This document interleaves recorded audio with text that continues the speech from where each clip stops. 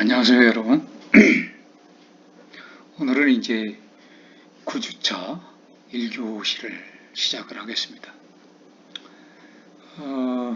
지난주에는 여러분들이 이제 중간고사인데 과제로서 대체를 하는 걸로 했죠. 일주일 전에 이미 공지사항에 올렸고, 여러분들이 이제 지정된 기간 토요일 날 오후 6시까지 블랙보드에 올리는 것을 평가를 하도록 하는 겁니다. 그래서 지난 7주차까지 진행됐던 사항을 이어서 계속 하도록 하겠습니다. 우리 이제 커뮤니케이션과 인간관계론에서 이제 주로 다뤘던 사항이 지난주까지는 이제 주로 원만한 인간관계에 있어서 만남과 관계 형성, 그리고 판단과 행동을 하는 정서에 대해서 그 표현은 어떻게 하고 또 그것은 왜 비합리적인 판단을 하는가. 또한 그래서 우리가 호감의 유지와 비호감의 개선을 위해서 어떻게 해야 되는가. 또 부정어를 사용한 표현이 의사소통에 주는 영향들은 어떤가 하는 그 설명 중에서 마무리가 좀 덜 됐었죠. 네. 이 부정어를 사용하는 거. 그래서 이 부정어를 사용하는 그 앞전에 설명이 있었습니다만은 부정어를 사용한 표현이 너무 과다하게 사용되면 상대방이 오히려 더 많은 오해를 할 수 있게 된다. 그런 얘기였죠. 따라서 분명하게 말해야 할 때 혹은 정확한 그 의사 표현을 할 때는 뒤두르기면 부정적인 표현을 않는다. 즉, 뭐가 아니다. 또는 않다라고 하는 것을 최소화해야 한다는 그런 얘기였었죠. 영어로 얘기하자면 이제 not을 쓰지 않는다라는 그런 건데 가급적이면 안 쓸 수는 없는 일이고 가급적이면 줄여야 된다는 것이죠. 그렇지 않았을 때 의미를 전달하는 쪽과 그 의미를 받아들이는 쪽 간의 그 의미 정도가 또는 그 강도에 있어서 괴리가 발생할 수 있다. 결국 이것은 다양한 오해의 소지를 만들 수 있는 것이다. 그럼에도 불구하고 우리는 이 부정어를 포함한 많은 그 표현들을 자주 쓰죠. 왜 그러냐? 한마디로 자신이 없을 때이고 또는 책임을 좀 덜 주고 싶다. 어제 빠져나갈 구멍을 좀 마련한다. 이런 얘기로 볼 수가 있는 거죠. 그래서 지금 국감을 실시하고 있는데 이 질문 공세를 하는데 많이 나타나죠. 공직자들이 이제 답변을 함에 있어서 그런 경향이 있습니다. 또 아닌 그런 경향이 없지 않아 있습니다. 이런 식으로 답변을 하는 것을 우리는 많이 봅니다. 바로 그런 이유죠. 그런데 이런 표현이 너무 이렇게 과다하게 사용되었을 때 이 상대방이 오히려 더 많은 오해를 하기 마련이라는 거죠. 왜냐하면 이제 그 부정어로 인해서 그 해석 가능한 대안적 의미들을 제각각으로 받아들일 수 있기 때문이라는 거죠. 그래서 그 결과는 당연히 불협화음이고 소통에 어려움이 있다라고 하는 거죠. 그래서 이 표현은 명확해야 한다는 거죠. 특히 여러 사람을 대상으로 할 때는 더더욱 그렇다는 것이고 나이가 먹을수록 또 리더의 자리로 올라갈수록 1대1 다소의 의사소통의 그 상황이 많아지기 때문에 그렇게 부정어를 빈번하게 사용하는 그런 표현 방식이라든지 그런 화법을 구사하게 되면 문제가 많기 때문에 우리는 이러한 그 화법들을 필요 이상으로 많이 쓰는지 한번 뒤돌아볼 수 있다라고 하는 것을 지난 7주차까지 얘기를 했습니다. 그래서 이런 것들에 이어서 우리가 부정어를 사용하지 않고 말을 바꿈으로써 이 변화되는 그런 마음, 의사소통에 어떻게 영향을 끼치는가 하는 것도 볼 수가 있죠. 이 부정어 사용을 이제 최소화하는 그런 허심탄회한 표현을 글이나 말을 통해서 자주 하게 된다면 자신이 내면에 있는 그 여러 가지 왜곡된 측면들이 자연스럽게 제자리를 찾아갈 수 있다는 겁니다. 그런데 그 언어 분석 그 연구들을 종합해 보면 일상생활의 대화나 글에서 부정어의 사용 빈도가 최근 점점 더 증가하고 있다. 그리고 이 분야를 연구하는 대부분의 연구자들도 이런 부정어를 포함하는 표현이 많다는 것을, 즉 그것은 불안 또는 그 의도를 감추고 싶은 거짓 마음 등과 관련이 있다라고 이렇게 보고 있습니다. 그래서 이 분야의 유명한 그 연구자인 그 미국 텍사스 대학의 제임스 페니베이커라는 교수는 언어의 사용 패턴을 교정함으로 해서 심리적인 개선 효과를 볼 수 있음을 여러 가지 연구를 통해서 보여주고 있습니다. 교정이라고 너무 어렵게 생각할 필요는 없습니다. 부정어 사용을 최소화하는 허심탄회한 표현을 글이나 말을 통해서 자주 하게 된다면 자신의 내면에 있는 여러 가지 왜곡된 측면들이 자연스럽게 제자리를 찾아간다는 것이 바로 키포인트이기 때문입니다. 하여튼 의사소통에 있어서 마음과 말의 관계는 정교하기 그지 없는 것입니다. 그래서 물론 이 허심탄회하고 솔직한 표현을 다른 사람들에게 무심결에 했다가 구설수에 휘말리거나 반발감을 살 그런 위험도 분명히 있죠. 그러나 나 혼자 보는 공간에서는 이를 얼마든지 할 수가 있습니다. 그 좋은 예가 바로 일기가 될 수 있죠. 일기는 자신의 역사를 기록하는 것뿐만 아니라 심리적 바로잡음과 그리고 이를 통해서 더 건강한 언어적 의사소통을 위한 더 없는 좋은 기회가 되는 거죠. 실제로 대인공학의 능력이 일기 쓰기를 통해서 향상된다는 것을 보여주는 연구들과 실제 경험들은 이 국내외에서 어렵지 않게 우리는 찾을 수가 있습니다. 바로 이제 일기를 써야 되는 중요한 이유 중에 또 하나인 거죠. 그래서 이제 이런 그 원만한 인간관계라는 이제 서설을 맞추면서 우리가 근본적으로 사실 인간관계라고 하는 것은 심리학에 이제 치우친 부분이 많다. 또 심리학에서 또 심층적으로 다루고 있는 부분이 많다. 그리고 그것들은 우리한테 유용하게 이렇게 작용을 하기 때문에 집중적으로 여러분들이 대학생들이기 때문에 젊은이를 위한 그런 인간관계의 심리학이라는 그런 그 저서를 통해서 필요한 부분, 현실적이고 유용한 그러한 부분들을 한번 살펴보도록 하겠습니다. 전체적인 조망을 해보면서 한번 집중적인 부분을 살펴보도록 하죠.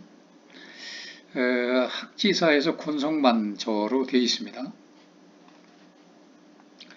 일부에서는 상과 인간관계 전반을 이제 다루는 그런 부분으로 구성이 되어 있습니다. 그래서 1장에는 이제 인간관계의 그 의미에 대해서 서술을 해놓고 있는데 어린 왕자 얘기부터 시작을 하죠. 여러분 어린 왕자 얘기를 많이 알고 있죠. 그 얘기를 이제 시작을 하면서 이 관계라는 것을 이제 풀어나가기 시작을 하면서 현대인들이 이제 고독한 상태, 대중 속의 고독이라는 말도 있죠. 현대인들은 바쁘면서도 많은 사람과 인간관계를 맺으면서도 고독한 존재를 느낍니다. 그래서 이제 그러한 관계, 그리고 또 인간은 또 이제 사회적 존재라고 그랬죠. 아리스토텔레스가 그렇게 얘기했습니다. 그래서 사회적 존재로서의 인간이 어떤 의미를 갖는 것인가 라고 하는 것을 살펴보기도 하고, 그래서 인간관계라는 그 삶의 과제를 어떻게 설정하고 어떻게 영위하고 어떻게 인간관계를 가져야 되는가, 특히 대학생들에 있어서 인간관계는 어떤 의미와 어떤 과제들이 있는가 하는 그런 것들을 이제 살펴보면서, 그래서 인간관계의 그 심층적인 부분으로 이제 들어가죠. 인간관계는 이제 다양하기 때문에 이제 그 분류를 한번 알아보는 것이고, 그 뭐, 2차적인 관계, 1차적인 관계, 이런 관계, 또 수직적 관계, 수평적 그 인간관계, 또 우호적이냐 아니면 적대적인 인간관계냐, 애정중심적이냐 아니면 업무중심적인 인간관계냐, 또 공유적 인간관계냐 아니면 교환적 인간관계냐, 어, 경제적 인간관계죠. 이런 것들을 이제 살펴보면서 인생의 그 단계별로 또 인간관계를 또 살펴보기도 합니다. 유아기 때의 그 인간관계, 또 학령 전 아동 상태에서, 또 아동기에서 초등학생 때, 또 청소년기에서 중고등학생, 그리고 청소년 전기에서 대학생 때의 그런 인간관계, 그리고 이제 청년 후기에 직장인으로서의 그 인간관계, 또 장년기, 노년기의 그 인간관계는 어떤 것인가, 이런 것들을 이제 살펴보고, 이 타인이라는 존재, 나 아닌 타인들과의 존재가 어떤 의미 있는 타인에 대해서 또 알아보고, 그 인성이 이제 동반자라는 의미에서 또 그걸 또 인간관계를 살펴보는 것이죠. 이 가족관계, 제일 1차적인 기초 단위인 가족관계에서의 그 가족은 동반자죠. 그래서 이제 가족 동반자라는 의미, 또 낭만적 동반자라는 의미, 또 세 번째는 사교적 동반자, 그리고 직업적 동반자라는 그런 의미를 또 살펴보는데, 3장에 있어서는 이 부적응적 인간관계입니다. 이게 이제 중요하게 집중적으로 다룰 부문입니다. 인간관계가 원만하지 못하는 그런 그 요인 중 가장 큰 요인이 바로 이 부적응적 인간관계라는 측면이죠. 그래서 인간관계의 부적응이라는 게 무엇이냐, 그리고 이 부적응적 인간관계의 유형들이 어떻게 나타나는 것이냐, 거기에는 인간관계 회피형이 있고, 인간관계 피상형이 있고, 인간관계 미숙형, 인간관계 탐닉형이 있습니다. 그래서 이런 것들을 구체적으로 한번 이제 살펴보는 것이죠. 굉장히 이 부분은 집중적으로 다룰 부분이기 때문에 부적응적 인간관계는 중요한 파트입니다. 이 부적응적 인간관계를 이제 성격 장애적 측면에서 살펴보기도 합니다. 그래서 이제 A군, B군, C군에 이렇게 분류를 하면서 A군은 성격장애, B군은 B군 성격장애, 또 C군 성격장애, 이렇게 그 세분에서 그 성격장애에 대한 그런 내용들을 살펴보는 겁니다. 그래서 이제 인간관계의 부적응과 이제 심리적 장애가 있습니다. 심리적으로 장애가 된다는 것이죠. 첫 번째 이제 우울증, 두 번째 이제 사회 공포증이라는 게 있고, 세 번째는 이제 알코올 관련 장애, 네 번째는 신체형 장애가 있고, 다섯 번째는 섭식 장애가 있죠. 자꾸 먹는 거에 이제 탐닉하는 그런 그 심리적 장애가 섭식 장애죠. 그렇게 이제 이런 부분에 대해서 심층적으로 이런 현상들이 우리는 누구나 조금씩 있을 수 있는 거죠. 아니면 심할 수도 있는 것이고, 따라서 이 부분을 집중적으로 우리가 탐구를 하도록 하겠습니다. 2부에 있어서는 인간관계의 심리학적 이해가 됩니다. 인간관계의 심리학적 이해. 이 부분도 이제 중요한 부분 중에 하나인데, 대인 동기라는 측면, 대인 동기가 무엇이냐, 그리고 이러한 그 대인 동기는 다양하게 나타나는데 그런 것들이 무엇인지, 그리고 이 대인 동기에 이제 개인차가 있는데 그런 것들은 어떻게 나타나는 것인지, 부정적 대응 동기는 무엇인가? 이런 것들을 또 살펴보면서 대인 신념에 대해서도 역시 자세히 알아볼 겁니다. 대인 신념은 그 개념, 그리고 인간관계에 대한 어떤 신념이라는 의미, 그래서 자기에 대한 신념은 바로 자기 개념인데 이런 측면, 또 타인에 대한 신념, 또 자기 개념과 타인 개념의 관계, 또 부정적 대인 신념, 이런 신념을 이제 다루면서 이 대인 관계에 있어서 가장 중요한 것 중에 또 하나는 바로 대인 기술입니다. 3장에서는 대인 기술을 다루고 있는데 이 대인 기술이라는 의미를 한번 살펴보는 거죠. 대인 기술은 도대체 무엇이냐? 이 대인 기술은 집중적으로 우리가 살펴볼 겁니다. 앞서서 얘기한 이 부적응 관계, 인간관계의 부적응 관계를 이제 집중적으로 다룰 것이고, 또 그 다음에 지금 얘기하는 바로 이 대인 기술, 중요하기 때문에 이 대인 기술을 집중적으로 다룰 겁니다. 대인 기술의 의미와 그러면 대인 기술이 비언어적인 대인 기술이 있죠. 이건 이제 주로 몸짓이나 이렇게 언어가 아닌 표정이나 이런 것이 굉장히 중요하죠. 비언어적인 대인 기술 이 부분, 그리고 언어적인 대인 기술, 그리고 부적응적 대인 기술 이 부분을 집중적으로 다룰 것입니다. 4장에 있어서는 대인 지각 및 대인 사고입니다. 대인 지각과 인상 형성, 또 긍정적인 대인 감정과 대인 행동, 그리고 부정적인 대인 감정과 대인 행동을 또 살펴보도록 하고요. 3부에 있어서는 친밀한 인간관계를 다루도록 할 겁니다. 그것은 이제 친구관계, 우정, 주로 이 부분은 이제 우리가 잘 소상하게 아는 그런 부분이기도 합니다만, 친구관계, 우정, 또 이성관계, 사랑, 또 가족관계, 또 직업과 인간관계, 이런 부분들이 있고, 또 인간관계를 이제 개선하기 위해서 4부에서는 인간관계 개선을 다루고 있죠. 그래서 1장에는 행복하고도 성숙한 인간관계, 그래서 행복의 심리학이라든지 자기 실현과 성숙의 심리학, 또 성숙한 인간관계, 인간의 인간관계를 다루고 있고, 또 2장에 있어서는 인간관계를 이제 평가하는 부분, 평가하고 그에 따른 이제 분석이 이루어지죠. 나의 인간관계는 어떻게 개선할 것이냐, 또 인간관계의 평가를 다루고 분석을 하면서 자기 분석을 하죠. 그래서 3장에서는 인간관계의 개선 방법을 다룹니다.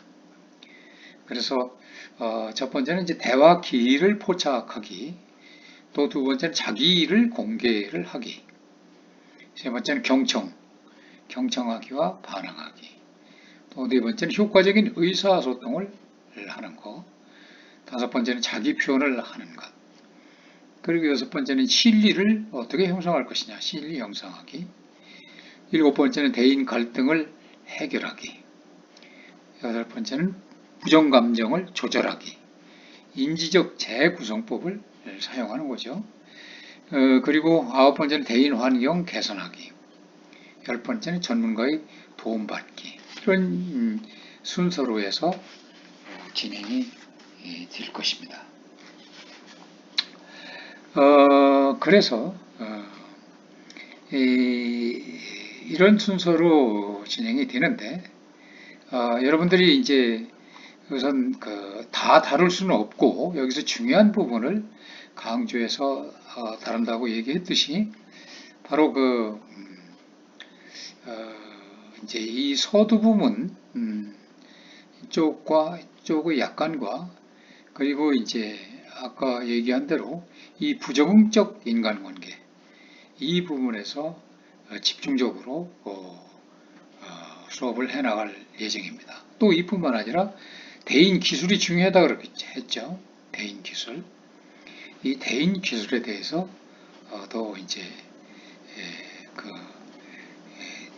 탐구를 하면서 여러분들과 강의를 진행하도록 하겠습니다.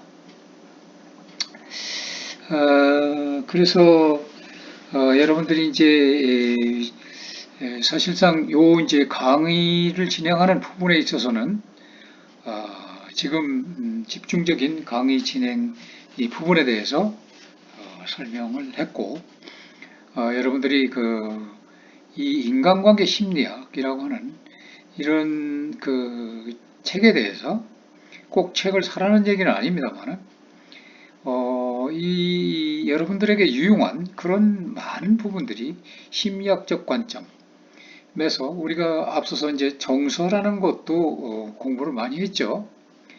이제 그런 측면에서 비중 있게 다루기 때문에 굉장히 유용한 그런 내용들이 많이 담겨져 있습니다. 시간 관계상 이 집중적으로 강의에 다룰 부분은 앞서서 얘기한 대로 부정적 인간관계, 이게 이제 가장 우리가 원만한 인간관계를 유지 못하는 가장 큰 이유가 될 수가 있는 거죠. 적응을 못한다, 부적응한다. 왜 부적응하느냐, 그런 것들을 다루는 것이 그래도 여러분들한테 가장 유용하고 효율성 있는 효용적인 것이다 라고 생각이 되기 때문에, 그뿐만 아니라 앞서서 얘기한 대로 능동적인 측면에서 이 대인 기술을 어떻게 발휘해서 내가 의도한 대로 대인관계를 이끌어가고, 내가 의도한 대로 대인관계를 원만하게 함으로 해서 인생의 성공의 길로 갈 수 있느냐, 이것이 이제 중요한 거기 때문에 두 부분에 대해서 집중적으로 강의를 할 예정입니다. 그래서 여러분들이 이제 강의에 따른 이제 평가나 이런 문제는 이제 주로 이 부분, 이 파트에서는 부정적 인간관계, 성격 장애, 뭐 이런 것들, 그런 것들을 이제 다루는 부분에서 평가가 이루어지고, 대인 기술 이 부분에서 이제 평가 내용들이 이제 거기에 초점을 맞출 것입니다. 그래서 여러분들이 집중적으로 관심을 가질 부분이 이 부분이다라고 이제 할 수가 있죠. 그래서 그럼에도 불구하고 재차 강조하지만 여러분들한테 유용한 그런 정보가 많이 담겨져 있는 그런 책입니다. 그래서 여러분들이 이제 기회가 되면 이런 책을 한번 이 책을 구입해서 이렇게 보는 것이 유용할 것입니다. 우선 이 9주차 첫 교시는 이렇게 이제 파트를 전체적으로 커뮤니케이션과 인간관계라는 그 타이틀로 강의를 하고 있습니다만은, 이제 집중적으로 원만한 인간관계, 그리고 원만한 인간관계를 위해서는 분석적으로 인간관계를 한번 살펴보자. 그래서 심리학적 관점에서 바라보는 그런 원만한 인간관계를 이제 다루는 거죠. 거기에서도 집중적으로 할 것이 우리가 인간관계에서 실패하는 이유, 그리고 인간관계에서 성공할 수 있는 어떤 지름길, 이것을 근본적인 중요한 파트로 다루게 된다는 것이죠. 그래서 여러분들이 기회가 있으면 사전에 이런 것들을 한번 읽어보고 또 이 강의를 들으면 훨씬 유용성이 있으리라 그렇게 봅니다.